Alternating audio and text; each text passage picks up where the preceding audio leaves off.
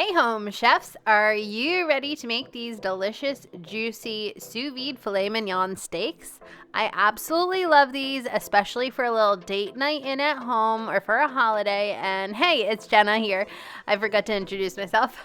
It's Jenna here from Sipbitego, in case you don't know me. And today I'm going to take you in the kitchen and I'm going to show you start to finish how to prepare these delicious filet mignon sous vide steaks, medium rare. And then we're going to finish them in a cast iron skillet. So let's get to it. Join me in the kitchen. So actually, I'm going to cook these sous vide filet mignons from frozen. I did a butcher delivery by mail and got these two beautiful fillets. I think they're 8-ounce fillets.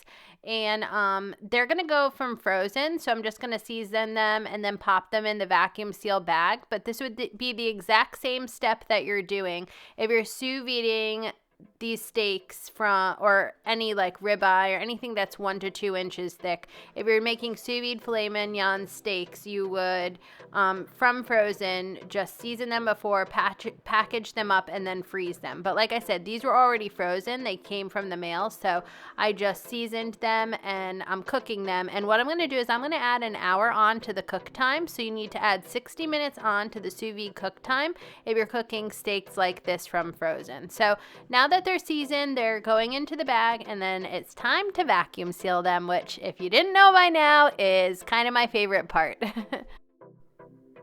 So the sous vide machine here is set to 134 degrees. You could do anywhere around like 129 to 132 to 134 and get a medium rare.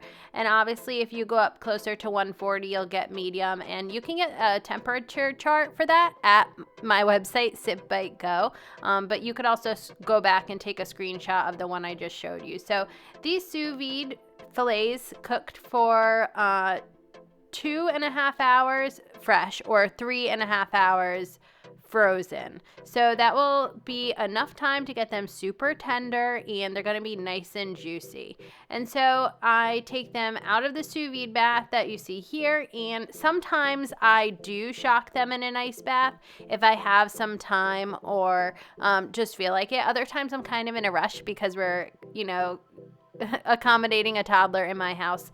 So gotta get those steaks out and on the table fast. But in this case, I had a minute, so I did shock them in an ice bath, which just means that they're cooled down. So when they go onto the cast iron sear step, they won't be starting at that 134 degree that I cooked them. They would have cooled down, which means the inside won't overcook, which is one of the joys of cooking sous vide food, because when you cook that way, you're making sure that all you have to do in that final step is get a nice sear around the outside of the steak. You're not cooking to a certain internal temperature because that has already been done by the sous vide cooking. So one thing I want to point out here is that it's important to pat the steaks dry after they cook sous vide style, and that's because when they're in the bag, they're in all their juices, which is delicious.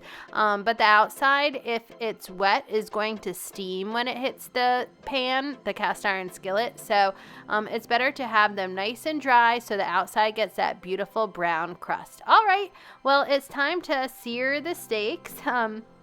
So I just like to add a little bit of olive oil to the pan, and I also like to add some butter to the pan. So once the cast iron skillet is medium high, once the pan is nice and hot and that butter is melty and sizzling, it is time to add those beautiful filet mignon sous vide steaks. So in they go to the pan, and I highly recommend using tongs. I don't know, like obviously you wouldn't use a spoon, and a spatula wouldn't be so great here.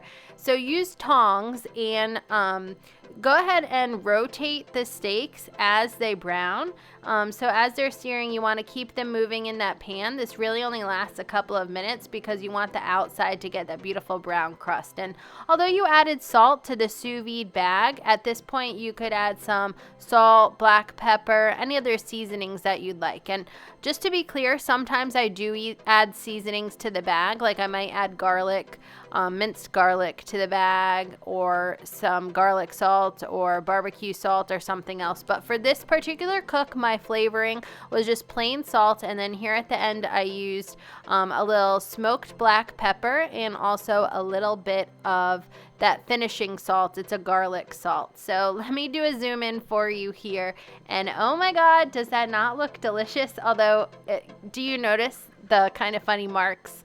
Because the vacuum seal bag kind of leaves that texture on the outside of the steak. But anyways, that's not a problem. So I just threw in a little more salt and some fresh herbs. I love growing fresh herbs in my home year round, just so I have them on hand to bring some flavor. So just a reminder here, you want to let the steaks rest for about 10 minutes, 15 or 20 if you have it.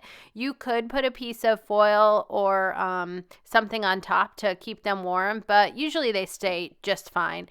And this is a great point to make some sauce. You'll see in some of my videos here that I used a tzatziki sauce, and you can get that recipe at sipbitego.com to make that tzatziki sauce on the side. I also have a really delicious creamy peppercorn sauce that would be so great in this. So visit sipbitego to get that recipe too.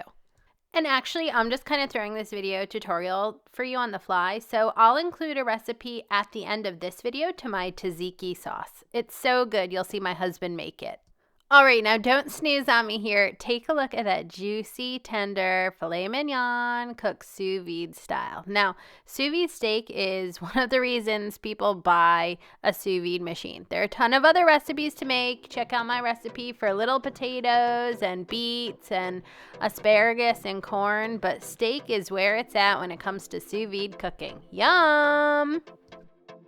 As promised, here is the overview on how to make that tzatziki sauce. So what you do is the sauce, you heat a small pan on the stove to medium heat, and you add olive oil and garlic and saute for a couple minutes, stirring occasionally until the garlic becomes translucent. Pull it from the heat, and then you let it cool for a few minutes. So you do that to set it up, and then in a large bowl, you add Greek yogurt and diced cucumber. You stir it all to combine, and then you add lemon juice, garlic, olive oil that you just made, some fresh dill, salt, and pepper. Mix it all together, and then you can add some more salt and pepper if you want.